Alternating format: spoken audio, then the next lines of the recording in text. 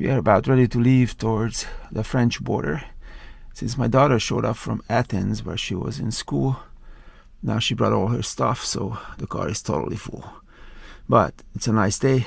Let's head out of Berlin.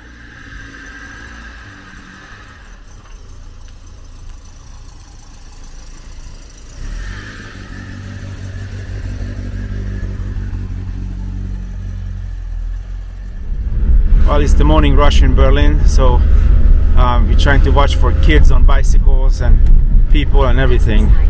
It's only a 450 miles today, so it shouldn't be a big deal. But it's definitely morning rush in Berlin right now.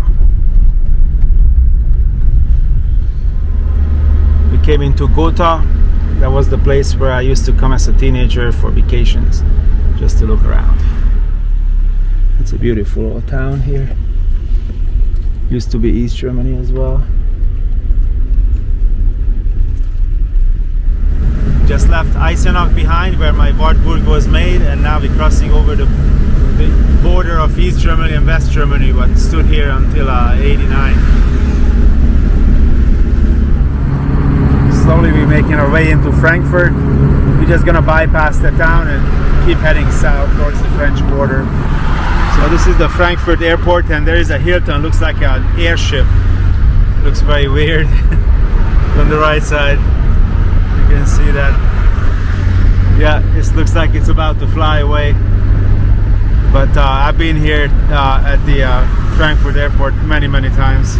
We used to change airplanes when we were on the way to Hungary.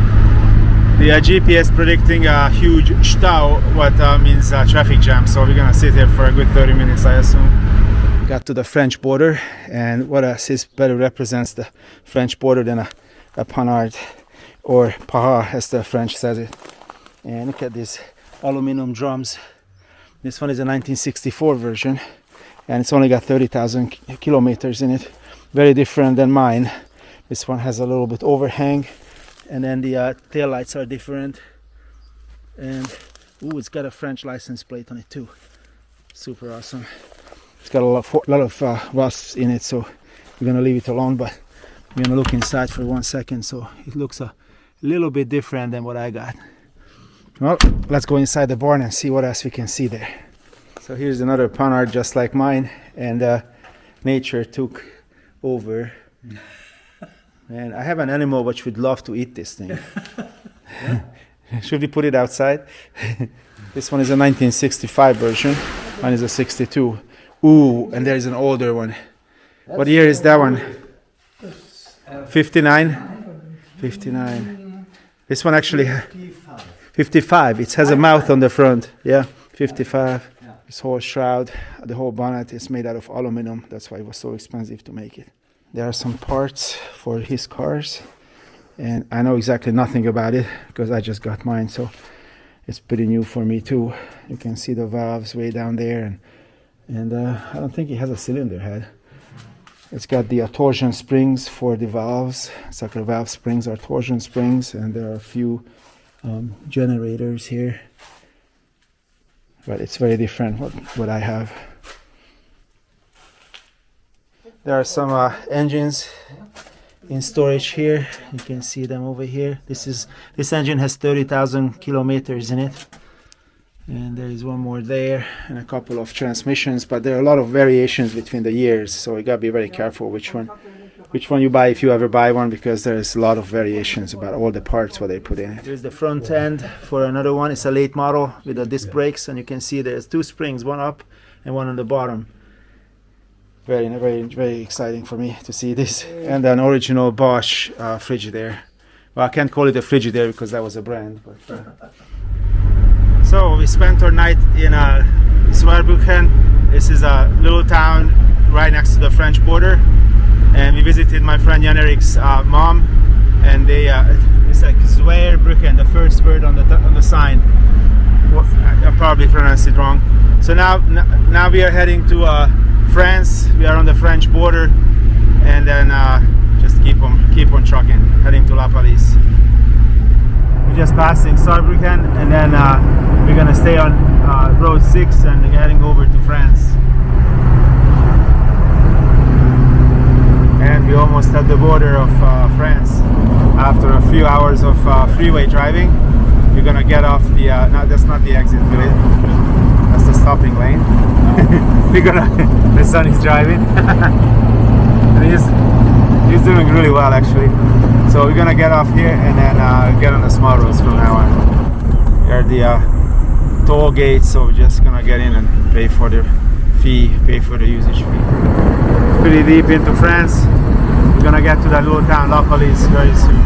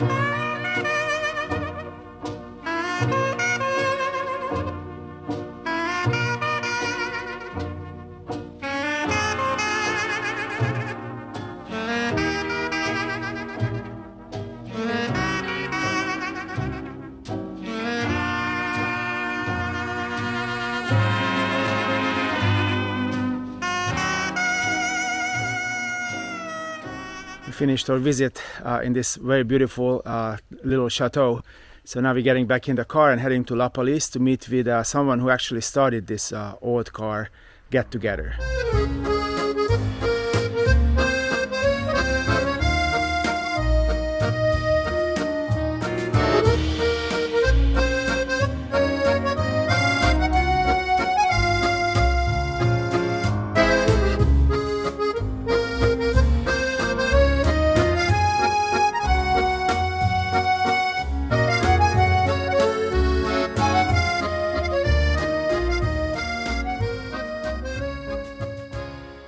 This is an iconic old service station in Lapalisse.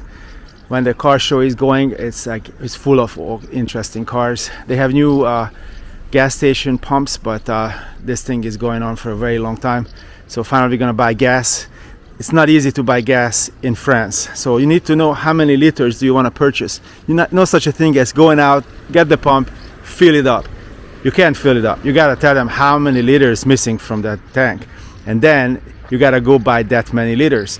And if you actually authorize their card for more than $50, it's not gonna, or 50 euros, it's not gonna let you do it. So you gotta do 50 at first, and then you pay another 20, but they're not gonna give you back anything. They can't return any money to your credit card. So you really need to know how much fuel you put in, or you never fill it up. So that's weird. I think there's no hope for France in that matter. There's a wonderful lady who was the attendant, and then she asked if I want her to fill up the car, but yeah, it's fine. But I bought a couple postcards from her. This place was actually built I think in the 30s, but there are several pictures, postcards what I found what was from other years. So now we full, so keep on going.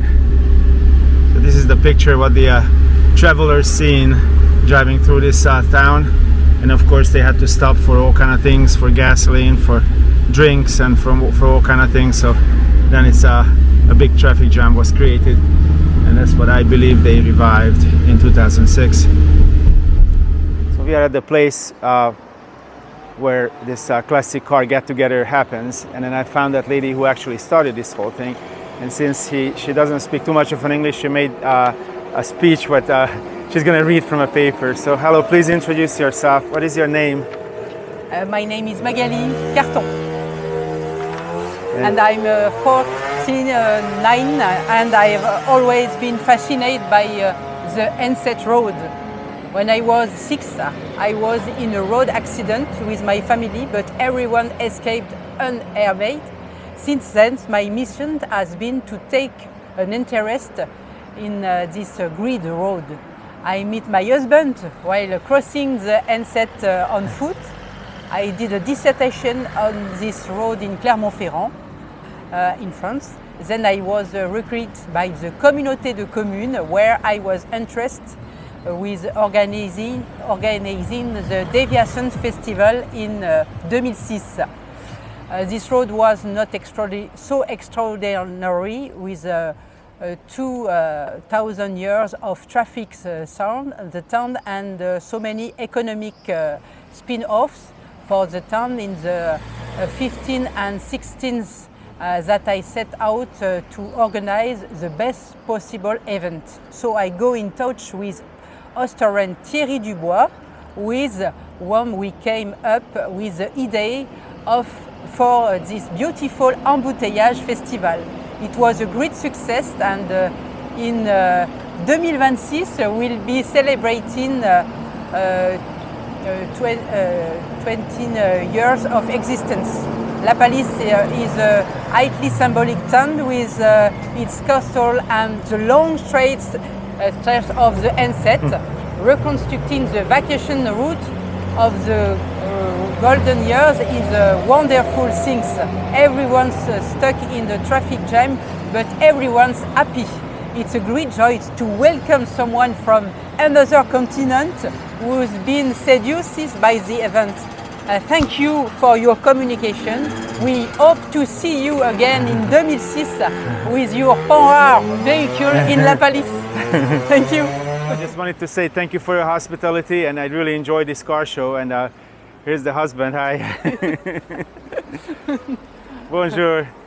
And so it caused me a lot of joy to come here and see all these very strange French cars.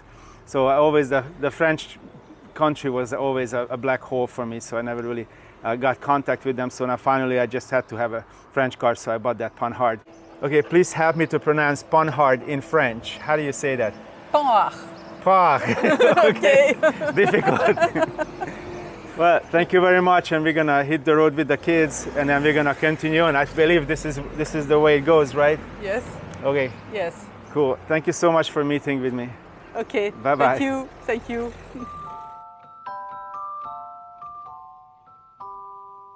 De toutes les routes de France, d'Europe, celle que je préfère, c'est celle qui conduit en auto ou en autostop vers les rivages du Midi.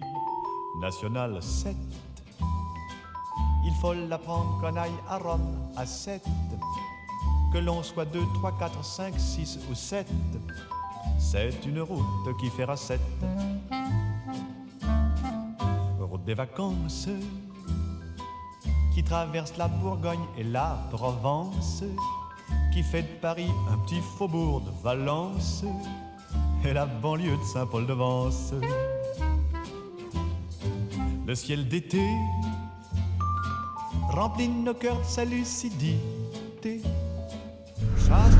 We got off of N7 to bypass Lyon, and then now we just ended up on this big hill where they got warning signs for motorcyclists that it's a prominent place for accidents and everyone be careful.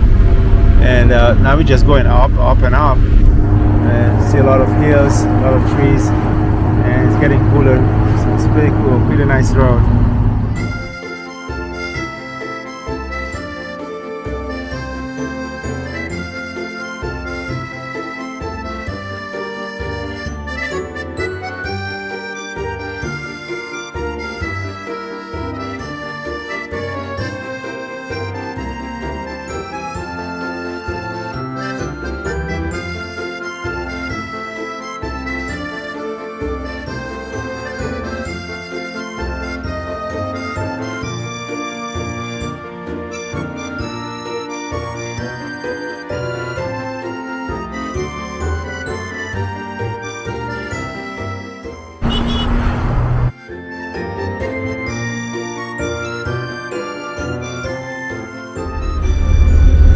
Past that River Sinai, I think that's what it's called, and then it's a pretty cool town, very nice.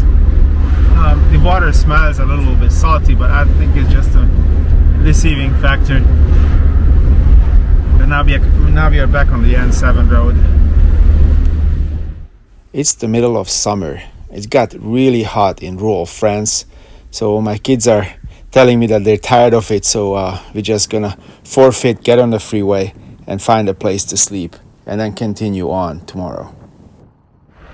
Well, we're just leaving the hotel in France, and then we decided to go up to the hills of Andorra. It's like a tiny little state between France and Spain. So it's gonna be a 12-hour day today. We're heading down to the south of Spain after that. We came off the big road, the big freeway, and now we are on a look at that Renault Clio. It's making a lot of diesel smoke. So now we're heading to the mountains.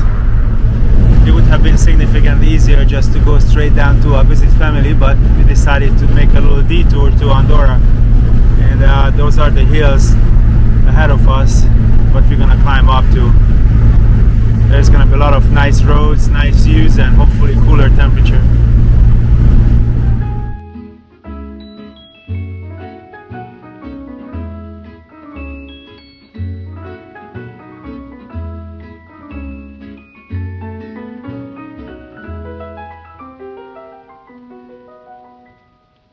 Il revient à ma mémoire des souvenirs familiers.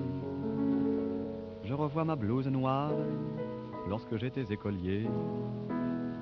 Sur le chemin de l'école, je chantais à pleine voix des romances sans paroles, vieilles chansons d'autrefois. Douce France, cher pays de mon enfance, bercé de tendre insouciance, je t'ai gardé dans mon cœur. Mon village, au clocher, aux maisons sages, où les enfants de mon âge ont partagé mon bonheur. Oui, je t'aime et je te donne ce poème. Oui, je t'aime dans la joie ou la douleur. Douce France, cher pays de mon enfance, bercé de tendre insouciance, je t'ai gardé dans mon cœur.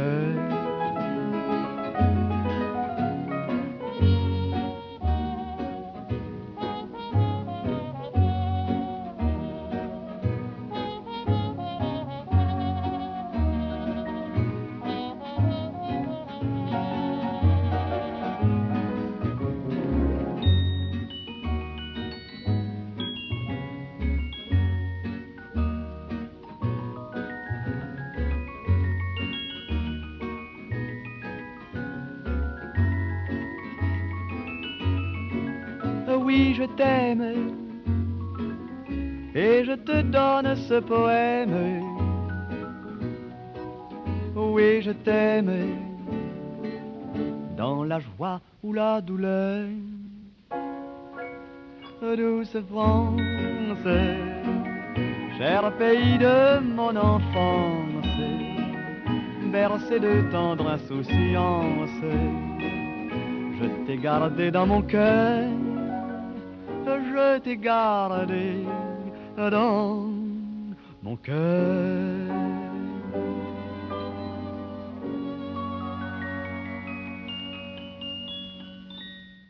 We got over the hump, now we're heading down, so we're gonna start using the engine brake a little bit more. But it's a beautiful place.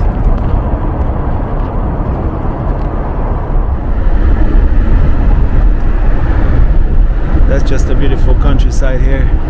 I actually can see something. There was a light coming into this town which turned red if you went even 1 km/h over the 50 km/h speed limit. And as soon as we slow down to like 50 or 49, then it's turned green. Whoa, nice.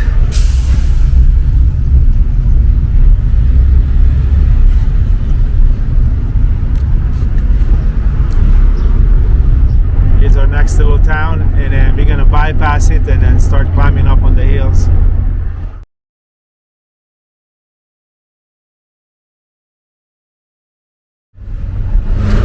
We are 50 miles from Andorra, and you can see those sticks on the side here. That's how tall the snow is coming in the winter time. Oh, some backpackers. I wonder where they're going. Maybe they're going to the same place we do.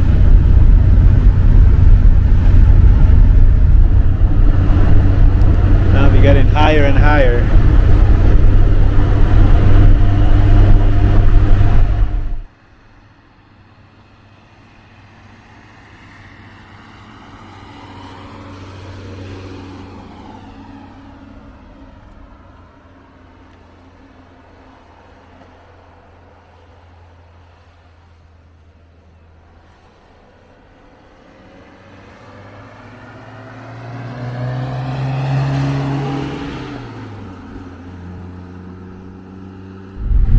Going down the hill, you still can see the sticks on the side to show where the road is when the equipment is working to clean up the snow.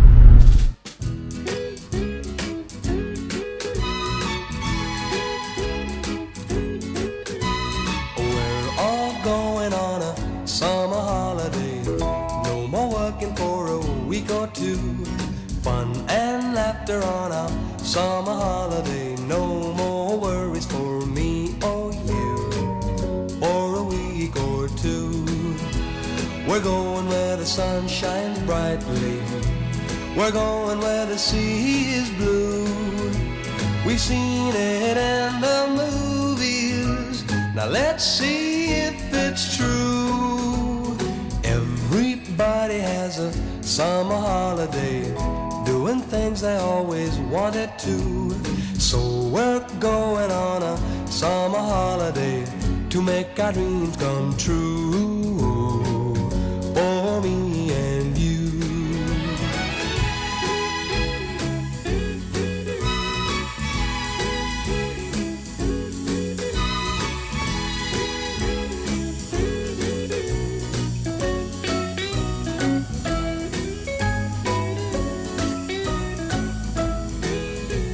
We're going where the sun shines brightly, we're going where the sea is blue. We've seen it in the movies, now let's see if it's true. Welcome to Andorra. That was really easy to cross the border this way, but there was a long line going into France. So we'll see what it's like going into Spain, but here's the first town what we're going by. It looks very modern, newly built. And the middle of the roundabout, there is a vintage snowplow just basically left there. Looks incredible. I can just imagine how much snow there is in the wintertime. Well, we went through that very long tunnel, which costed almost $10. Now we're heading towards the first town. Mostly, it's like a ski paradise. Mostly places to sleep and hotels and stuff. It looks beautiful. You can compare it to Colorado and Vail, but this is Andorra. When the Iron Curtain fall, I had a bunch of buddies who just piled into some East German car and they made it all the way out here from Hungary. And then they had no money to pay for anything, so they decided to sleep on the top of a gas station. They didn't chase them away, they just didn't know who they were. So I guess tonight, hopefully, we're gonna have a better accommodation in Spain than on top of an Andorran gas station. By looking at all these buildings, maybe the top of a gas station is still probably a very luxurious place here and costs a lot of money. Meanwhile, this old 1500 made by the Italian industry when they still knew how to build cars, it's running really nicely, and it just keep on going. It's a fuel sipper. It does about 35 miles to a gallon, and just keep on going. I was a little bit concerned about the fuel air mixture in the carburetor, because it's just set to a set value, and once you go at a higher altitude you will have less air, but we don't feel any kind of performance degradation on the engine, so it's great. It's running great. It stops and goes and starts. It's very interesting to me to see wooden railings next to the road. The only other place where I seen this, it was on the Paris road between Paris, Kentucky and Lexington.